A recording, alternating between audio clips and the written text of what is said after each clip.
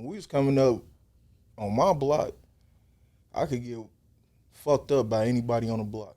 You couldn't do nothing because somebody was gonna tell on you. I was gonna get told on, and then I was gonna have to deal with my granny and my auntie later. Now this generation of all them mothers don't say nothing to my kid. That's my child. You can't say nothing to him. But then when they get killed, you all on the news crying like ain't nobody gonna say nothing. No, I mean, you let the neighborhood not help you raise this child, so it is what it is. Like we need to bring that back into the community, man. But it's what you just said. Like the growing up, I ain't gonna say it was necessarily needed to be a 2-parent household, but like you said, the community was strong enough to be there. Yeah. I tell a story all the time when my mama made me play baseball. Like I didn't want to play baseball. I had no love for baseball. I was like, fuck baseball altogether. But I grew a love for baseball, and she used to put us in like mentor programs where it was black men that, you know, were older than us that can put us on game and tell us certain type of shit. I ain't saying those things don't exist now, but it seems like they harder to find, especially with the internet. It's harder to find because, and there you go with the internet. The internet done took over the world, so basically what you basically saying is it's hard to find, what's the word I'm looking for? The intimacy. Like that was intimate upbringing. Like right. You don't have that no more. We had boys they done shut down the Wild 111. Like half the courts don't got basketball rims. Don't have rims, no nets. They want us in the house stuck on social media. That's how they control you anyway. And doing dumb shit. Yeah. Beefing with your homies. Beefing with your homies. It's like back then if we had beef with somebody, hey, you gotta find me. I'm not calling and talking to you. It's like when I see you, we see each other, you know, we had fights, hey, it's on sight. That's what we used to say. Now they say, what, catch me in traffic. And or they tell each other where they at on live. Facts.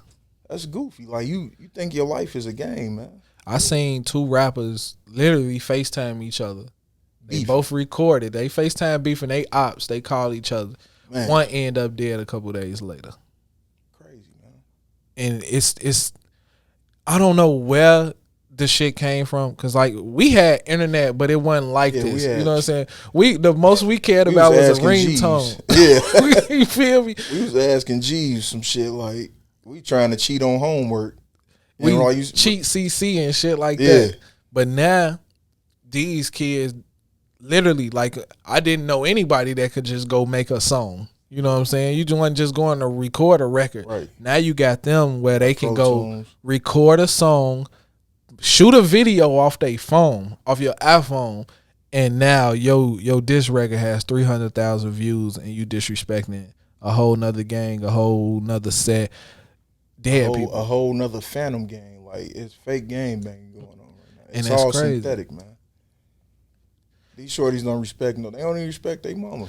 Why do you think people look at it like it's so wild now when it technically been going on, but it's so wild now because it's easy to see. Like, we just had to hear everything word of mouth or listen to the radio to hear about the murders. You remember?